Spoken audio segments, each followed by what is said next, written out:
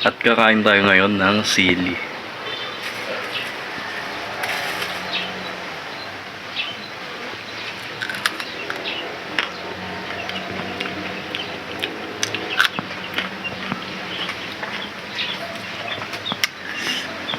Nakakaiyak.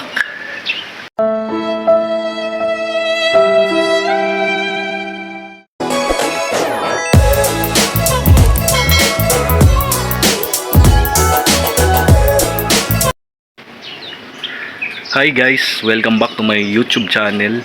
Sa mga hindi pa nakaka-subscribe sa aking YouTube channel, please mag-subscribe naman kayo sa aking YouTube channel. So ayun mga idol, umpisa na natin yung ating gagawin ngayong araw na to. Walang iba kundi magmumukbang tayo ng fresh fruits and vegetable. Dito lang yan sa ating bakuran. So ayun mga idol, hindi na ako makapag-antay. Tara, umpisa na natin. So ayun mga idol, andito na tayo sa puno ng ito eggplant, kung saan ito yung una nating kakainin at titikman. So ito ayan, mag-start na tayo. Wait lang pala mga idol bago tayo mag-start. Ito sa mga hindi nakakaalam dito sa punong ito o tawag dito, gulay na to. Ito yung tinatawag sa atin na ligaw na talong o talong-talongan. Ayan. Sa English, ito yung tinatawag na turkey berry at eggplant ka mga idol. Oh my God! So ito na. Ayan, wala tayong ibang gagawin mga idol. Siyempre, ayan, ito yung pinaka una nating titikman at kakainin. Ayan, pipitas muna tayo.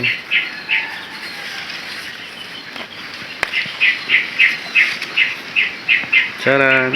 So ito mga idol, nakapitas na tayo. Ipihipan lang natin. At pagkatapos maaari na nating tikman at kainin.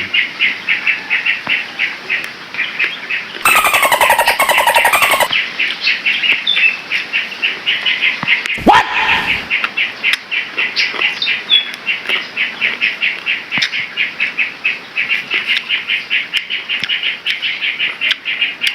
Wow mga idol, ang sarap-sarap.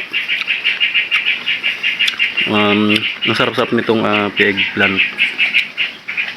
Manamis-namis.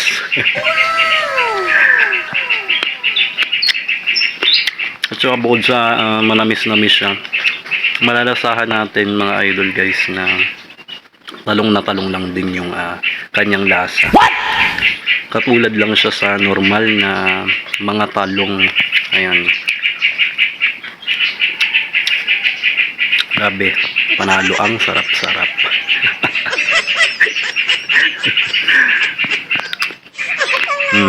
Gusto pa mga idol, baka sabihin nyo hindi natin kinakain. So proceed naman tayo sa ating next food tripin, ating mumukbang.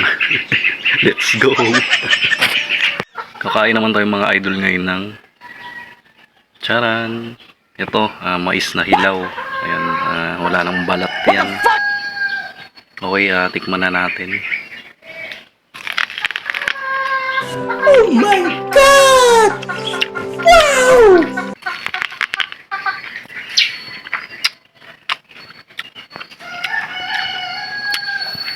Grabe mga idol. Ang tamis nitong ayan, hilaw na mais.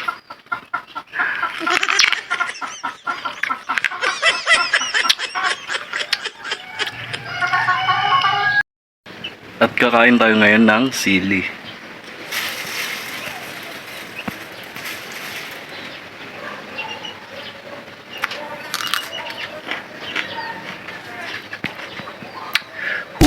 Ang anghang.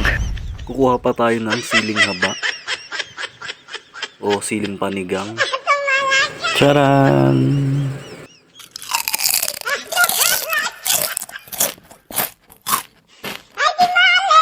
Grabe talaga. Mga idol guys, andito naman tayo ngayon sa puno ng mulberry. Ayan, andito tayo kung saan natin itinanim itong puno ng mulberry. Doon sa kabilang banda ay meron pa rin akong itinanim na puno. Kasi yung mga bunga niya mga idol, hindi pa pwede at bubot pa o mura pa yung bunga niya. So ito meron ng nag-i-start ay mga idol, ilapit natin. Meron ng mga pahinog na, and puro kulay pula. And sa mga taas ganun din, mga pula o pahinog pa lang. Ito merong isa. Ayan mga idol, mulberry. Ayan, tikman natin. Wow.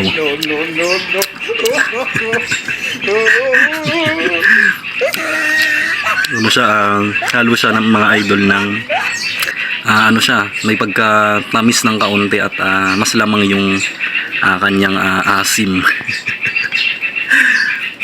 Ito mga idol, tikman pa natin yung ito, mas light yung pagka ano pa lang siya, magpupula pa lang siya. Panigurado for sure maano to, maasim.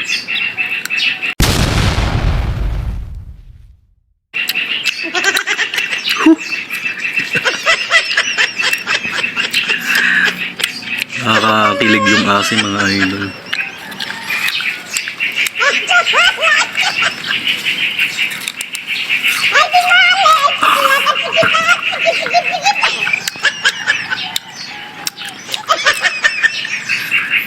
Asim-asim grabe. So ayun, lipat naman tayo sa next nating mumukbang o kakainin. Nandito naman tayo ngayon sa aming tanim na ayan, puno ng nakita nyo ba? Puno ng kamyas. Ayan, dito sa baba mga idol, ayan, kakaunti na lang yung ayan, dun sa pinakababa. Kakaunti na lang yung mga bunga dito.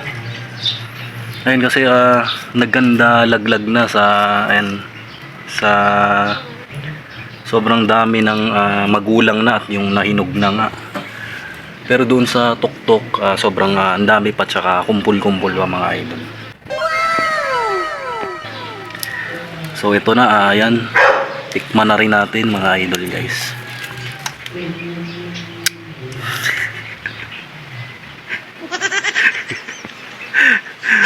Alam ko mga idol, napakaasim nito at alam ko ring alam nyo na napakaasim ng kamyas. Ayan, titikman pa rin natin. Ayan. No.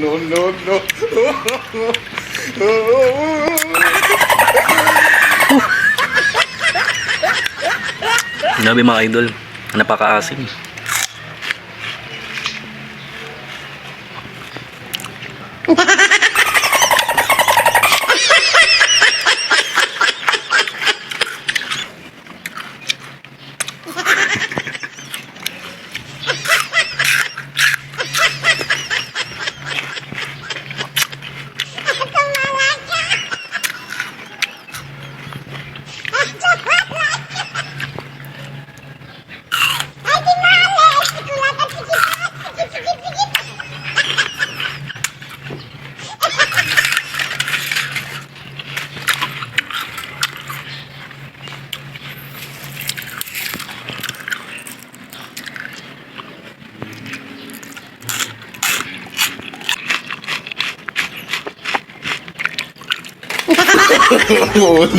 No.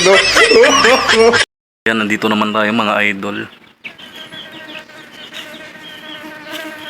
Ito mga idol. Ito mga idol, titikman na rin natin itong bulaklak na tawag dito. Bulaklak ng gumamela. And susubukan nating imukbang mga idol. Ayan.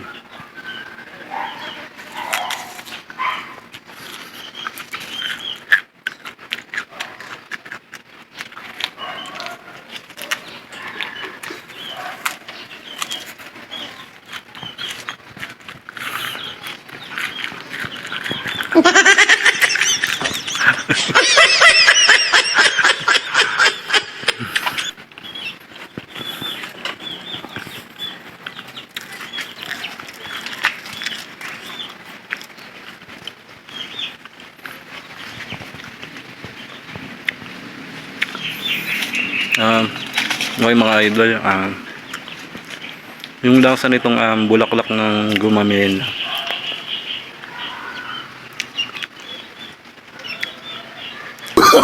Oh, no, no, no, no. Hindi, joke lang mga idol, ito na talaga. Yung lasa nitong hibiscus o yung itong gumamela, bulaklak, yung bulaklak nga. Ayun, kitang-kita nyo naman, tinikman at kinain natin, minukbang natin mga idol guys. Ang nalalasahan ko sa kanya, medyo may kaunting, as in kaunting-kaunting, may pagka maasim din, na may kaunting tamis. Tapos maano rin siya, medyo malaway siya, kagaya ng okra at dahon ng saluyot. So ayun, lipat naman tayo sa ibang maaari pa nating makain at maimukbang mga idol.